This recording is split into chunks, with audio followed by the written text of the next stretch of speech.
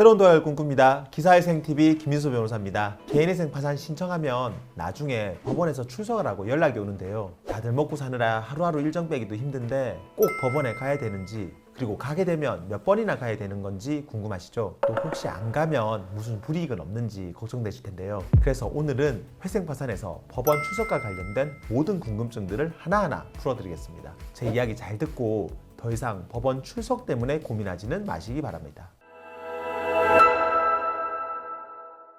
먼저 결론부터 말씀을 드리면, 개인회생이든 개인파산이든 법원에서 오라고 하는 날에는 채무자 본인이 무조건 출석을 해야 됩니다. 회생파산 사건은 일반 소송과는 달라서 변호사만 의뢰인 대신 출석할 수는 없어요. 혹시 살면서 한 번도 법원에 가본 적이 없다는 분들도 너무 걱정할 필요는 없습니다. 사건 진행은 대부분 다 서류로 진행되는 거라서 미리 자료를 잘 내기만 하면 법정에서 우리한테 직접 물어보는 경우는 별로 없어요. 그리고 원칙적으로 개인회생은 한 번, 개인파산은 두 번만 법원에 나가면 됩니다. 그러니까 너무 자주 가는 것도 아니니까 부담 안 가지셔도 됩니다. 그럼 지금부터 구체적으로 언제 출석해야 되는지도 말씀을 드릴게요. 개인회생의 경우에는 개시 결정이 나고 몇 달 뒤에 채권자 집회가 열리는데 이때 한 번만 출석하면 됩니다. 개시 결정이 날 때 채권자 집회 일정이 정해지기 때문에 최소 한두 달 전에는 언제 내가 출석하는지를 알 수가 있어요. 시간이랑 장소도 다 알려주니까 미리 일정을 빼놓았다가 그날 나가면 됩니다. 혹시 중간에 날짜가 바뀌면 변경된 날짜도 미리 알려주니까 걱정을 안 해도 됩니다. 이날은 반드시 법원에 출석해야 되는데요.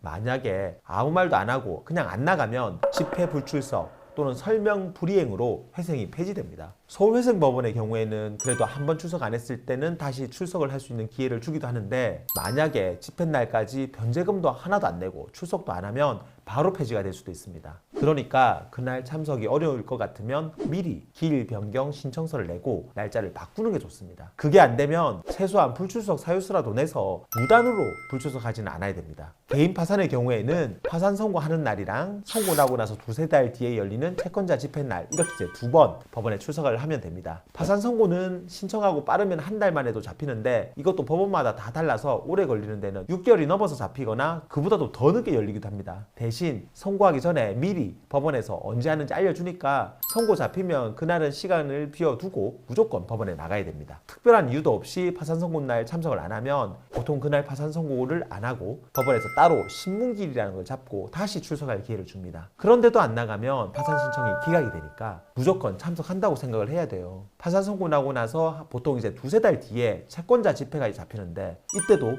당연히 법원에 나가야 됩니다. 혹시 피치 못할 사정으로 못 나갈 것 같으면 이것도 마찬가지로 미리 불출석 사유서를 내는 게 좋습니다. 그러면 판사님이 날짜를 바꿔주시기도 하는데 마땅한 이유도 없이 그냥 안 나가면 면책 신청이 기각될 수도 있어요. 이렇게 개인회생은 한 번, 개인 파산은 두 번만 법원에 출석하면 보통 되는데요. 가끔 이보다 훨씬 더 많이 법원에 나가야 되는 경우도 있습니다. 개인회생에서는 채권자가 이의를 하는 사건이 그런데요. 내가 재산을 빼돌렸거나 실제로 소득이 더 있다는 식의 내용으로 채권자가 이의를 하면 여기에 대해서 답변을 해야 되는데 이걸 제대로 못하면 여러 번 재판이 열리고 그때마다 법원에 출석을 해야 됩니다. 개인 파산의 경우에도 마찬가지고요. 그런데 채권자가 이의를 하더라도 그 사유가 합당하지 않으면 법원에서도 문제를 삼지를 않으니까 이의 있다고 무조건 겁먹을 필요는 없습니다. 파산에서는 이거 말고도 내 재산 중 일부를 팔아서 채권자들한테 나눠줘야 되는 사건들이 있어요. 이런 걸 배당 절차라고 하는데요. 이런 절차가 있는 사건들은 채권 조사와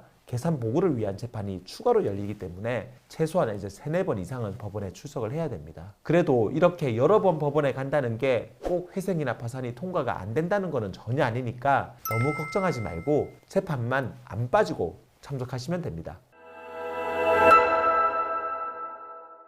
이 영상 보시는 분들은 법원 출석 안 해서 회생파산 통과 안 되는 일은 절대로 없기를 바랍니다. 영상 도움되었다면 구독과 좋아요 그리고 알림 설정 부탁드리고요. 궁금한 점 있으면 아래 댓글이나 법무법인 김앤파트너스로 전화 주시면 친절히 답변 드리겠습니다. 다음에도 더 좋은 주제로 찾아뵙겠습니다. 감사합니다.